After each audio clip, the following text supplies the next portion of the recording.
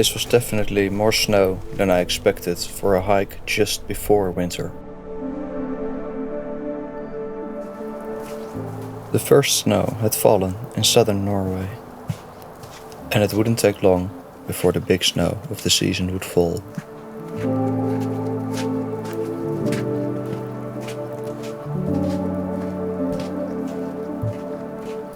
That is why I set out on a 4-day cabin-to-cabin hike before the winter would take over the landscape.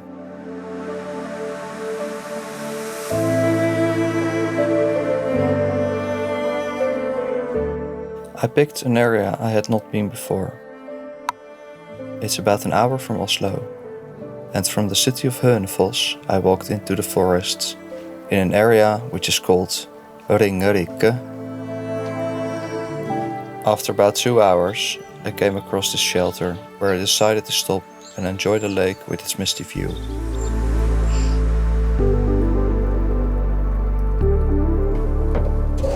I took up my Jetboil for a much needed cup of tea.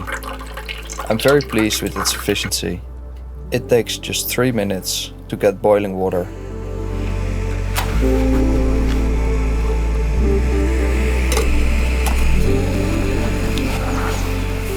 Surrounded by the fresh snow, I decided to blend some into my water, conserving my supply, but also practical to use what's right in front of you.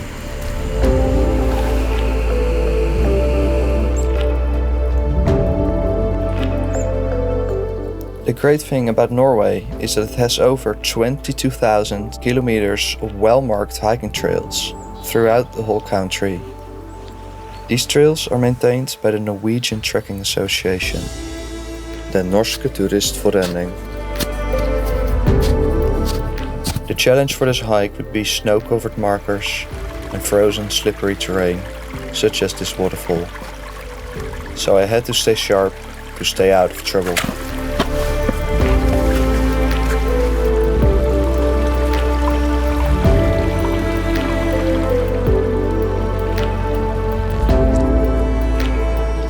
Another great thing about the Norske Turistforening, the DNT, is the fact that they have over 600 cabins.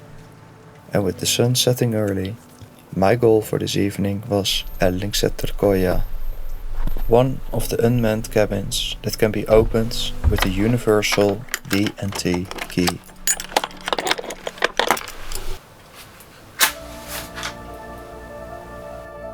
Staying in this cabin is like stepping into a slower world, a simpler world. No light bulbs, just candles. No central heating, just a cast iron stove that seems to have a personality on its own. It's either doing nothing or turning the cabin into a furnace. It's not luxury, but it makes me feel very warm and happy.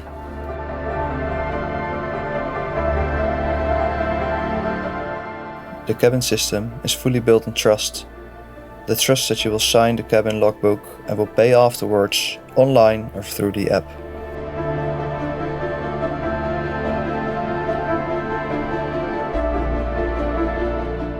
I brought some homemade dehydrated meals, which I would prepare on the stoves in the cabins, resulting in tasty hot dinners. And after that, I stepped outside to watch a sky full of stars.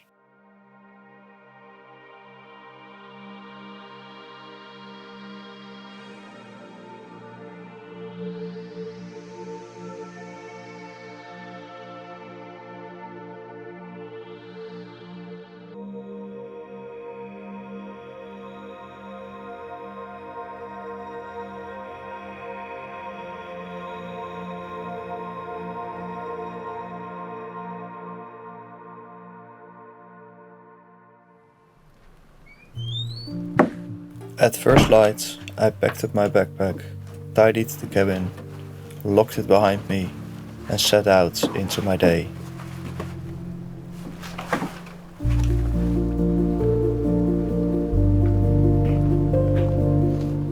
Today's goal, a cabin called Tjuenborgkoia, sitting 16 kilometers to the north. While planning it didn't sound like much, but yesterday I experienced that the terrain was much more slow going. During my whole trip I didn't meet anyone. However, I would often cross paths with the tracks of foxes, rabbits, mouse and deer, who were using the trail as their highway through nature.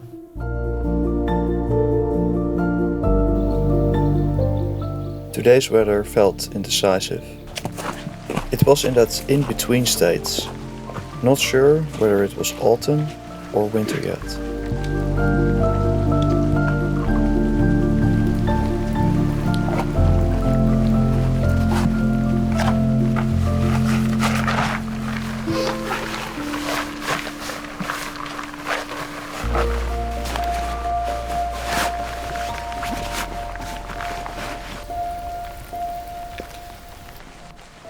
As quick as the rain began, the sun broke through the clouds, casting its golden light across the snowy landscape.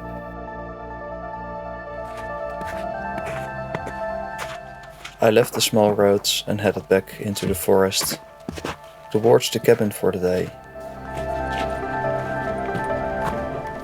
There are 3 types of D&T cabins. First, there are the full-served cabins, which are staffed and serve dinner and breakfast.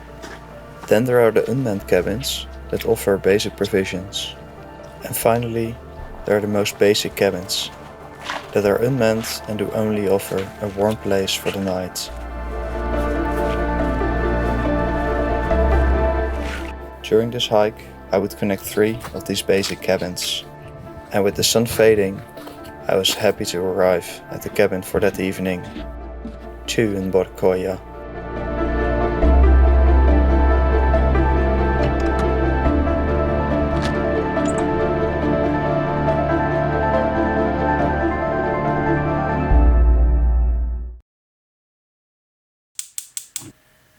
First things first in the morning, I started with brewing a cup of tea, to shake off the chill of the night and to get ready for the day ahead. Then it was time to tidy the cabin, eat a quick breakfast and pack up all my gear for the trail. One of the essential rules for cabin life is to leave it ready for the next traveler to come. That meant restocking the firewood.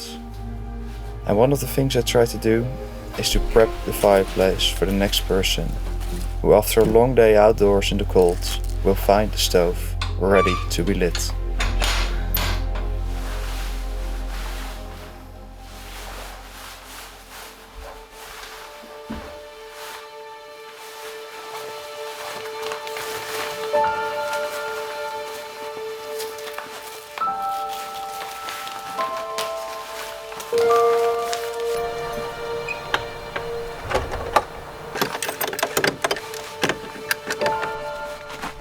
I woke up before dawn, because today would be a challenging day.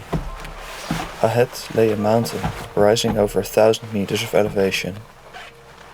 And while the weather forecast looked good, I couldn't help to worry about the snow condition and how much the snow would slow me down. And especially if I would have enough time, since I would have to make it up the mountain and down the other side to reach my final cabin.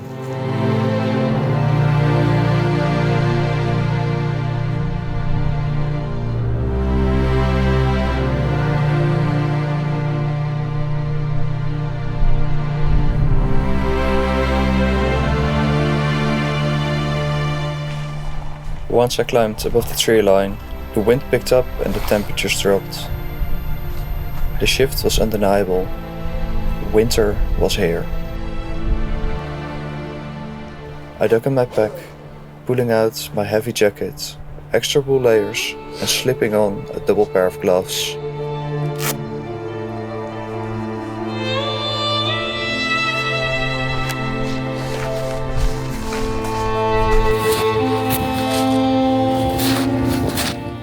Even though the trail was slippery and the snow reached to my knees in some points, the effort was worth it, because these moments, these views, that's what I came here for.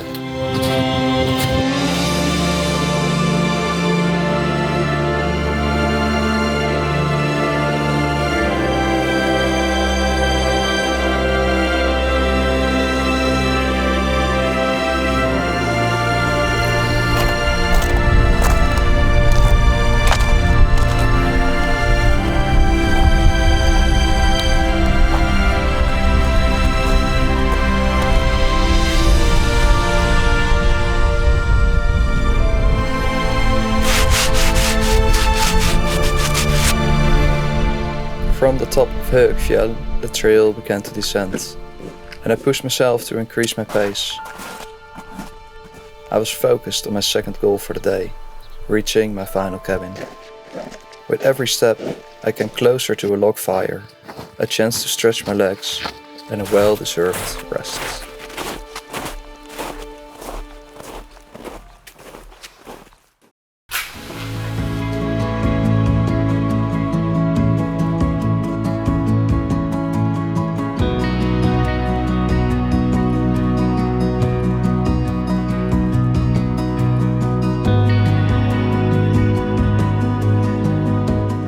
And there I was, in the last cabin, lighting a fire to warm up.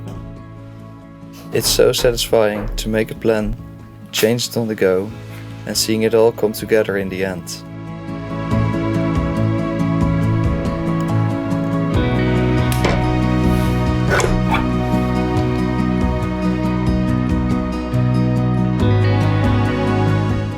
With freezing temperatures and the snow crunching under my boots, I set out into a beautiful sunrise, hiking the last 6 kilometers to the road where I could catch a bus. I hiked about 50 kilometers, the last for the season. But I cannot wait for the real snow to arrive, for the temperatures to go even lower and to go back into the forest with snowshoes, or to go cross-country skiing. Just let the winter come.